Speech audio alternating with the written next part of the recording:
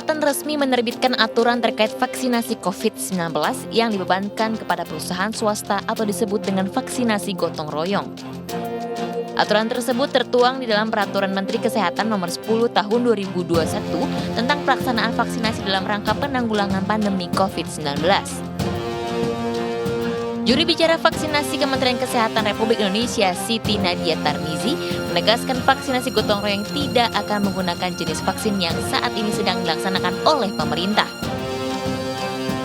Koordinator PMO Komite Penanggulangan COVID-19 dan Pemulihan Ekonomi Nasional KPCPEN sekaligus staf khusus Kementerian BUMN Arya Sinulinga memastikan vaksinasi gotong royong tidak akan berbenturan dengan program vaksinasi yang digalakan oleh pemerintah. Yang patut digarisbawahi dari aturan ini adalah adanya latar belakang upaya berbagai pihak bahu-membahu membantu mendorong percepatan terbangunnya herd immunity. Jadi ini adalah langkah-langkah gotong royong, langkah-langkah yang biasa dilakukan oleh bangsa kita jika bangsa kita mengalami bencana.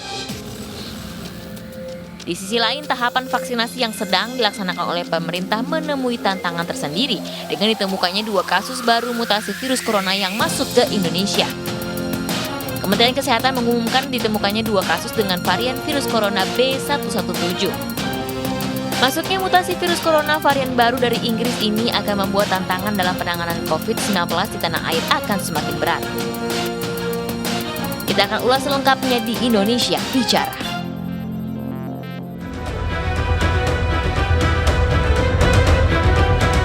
Ya, sesuai dengan tayangan tadi tema kita pada malam hari ini yaitu tantangan vaksinasi corona. Dan seperti biasa sudah terhubung bersama kami pemirsa, kita sapa terlebih dahulu. Ada Sarman Simanjorang, Wakil Ketua Dewan Pertimbangan Kadin DKI Jakarta. Selamat malam Pak Sarman. Selamat malam Mbak April, salam sehat dan semangat selalu. Baik, terima kasih sudah bergabung bersama kami Pak Sarman.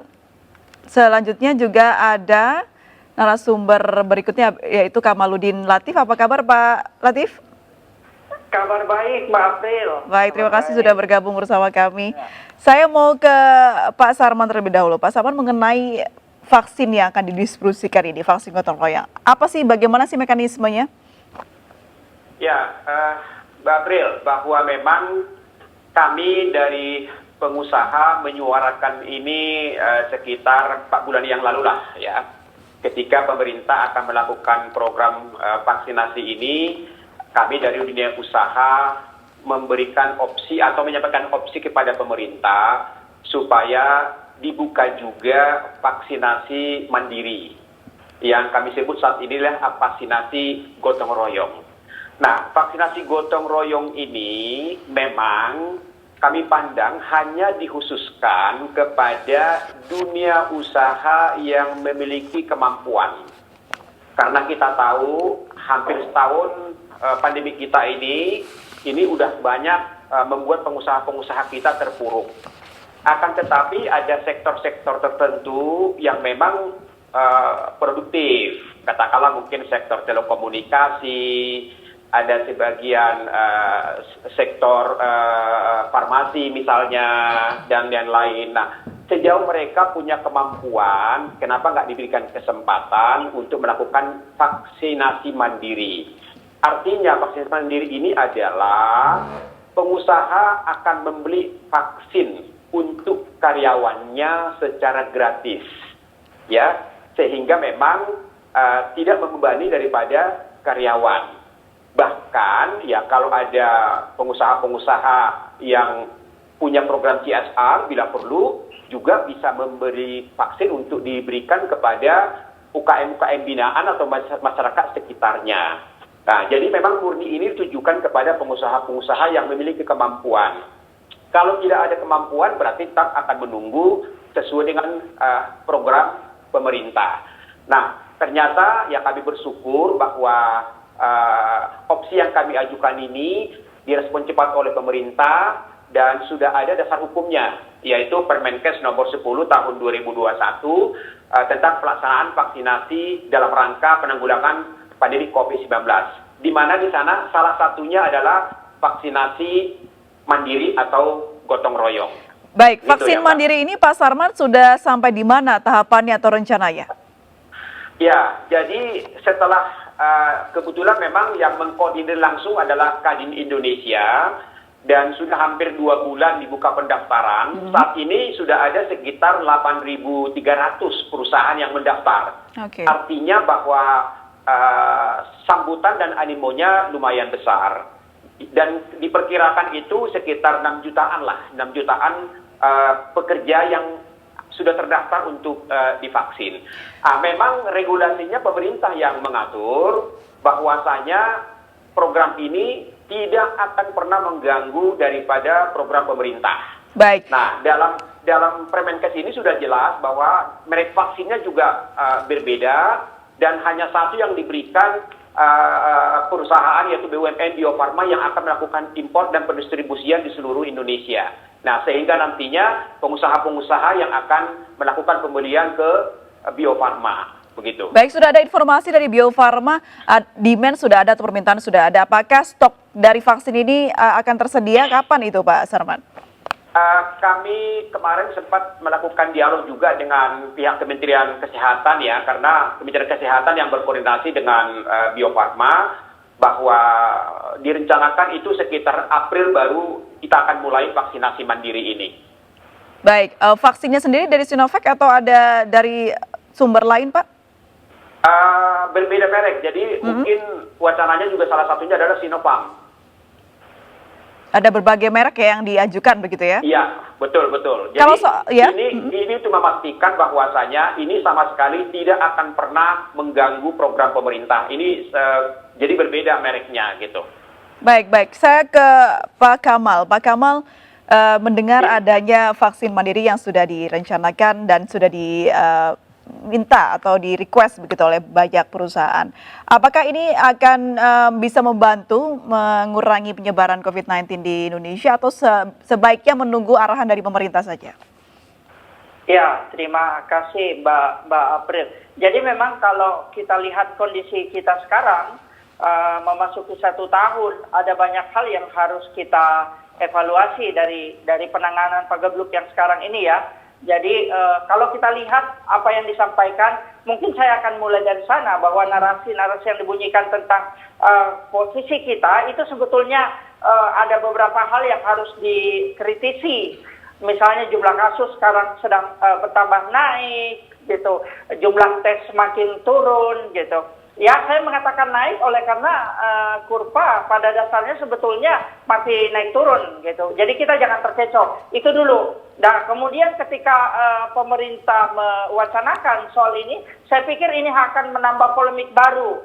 Kalau kita ingat, kita belajar dari kejadian terjadinya COVID-19 di Indonesia dimulai dari Maret, itu kita berproses sedemikian sulit karena ada beberapa hal yang menurut saya ketidakhati-hatian pemerintah untuk melihat. Pertama mungkin ada banyak masukan dari pakar yang harus didengarkan. Yang kedua kita harus melihat situasi publik. Nah, kembali kepada vaksin tadi, saya pikir tidak mudah di tengah jumlah yang harus divaksin, kemudian prioritas dengan supply. Nah, kita bicara tentang supply yang terbatas itu Mbak April.